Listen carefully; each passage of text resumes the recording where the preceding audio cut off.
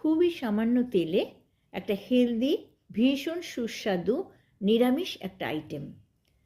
Half litre দুধে নিয়ে নিলাম সামান্য অরিগানো আর সামান্য চিলি ফ্লেক্স, দিয়ে দিচ্ছি গোটা জিরে আর কিছুটা ধনেপাতা কুচি দিয়ে আমি ছানা কাটিয়ে নিলাম। এখানে অরিগানো চিলি ফ্লেক্সটা তোমরা স্কিপ করতে পারো, তার বদলে গোলমরিচও দিতে পারো, দারুণ সুন্দর একটা ফ্লেভার আসছে। জলটা ঝরিয়ে নিচ্ছি, দিয়ে দিলাম নুন আর চিনির গুঁড়ো, মিশিয়ে রেখে দিলাম। এবার ক্যাপসিকাম দু আধখানা করে তার ভেতরের অংশ বাদ দিয়ে এই ছানাটা ভরে ননস্টিক ফ্রাইং প্যানে এপিট ওপিট করে সেঁকে নিচ্ছি।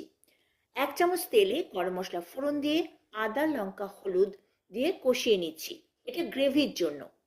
দিয়ে দিলাম টমেটো আর আমন্ডের পেস্ট দিয়ে ভালো করে কষিয়ে জল ঢেলে দিলাম।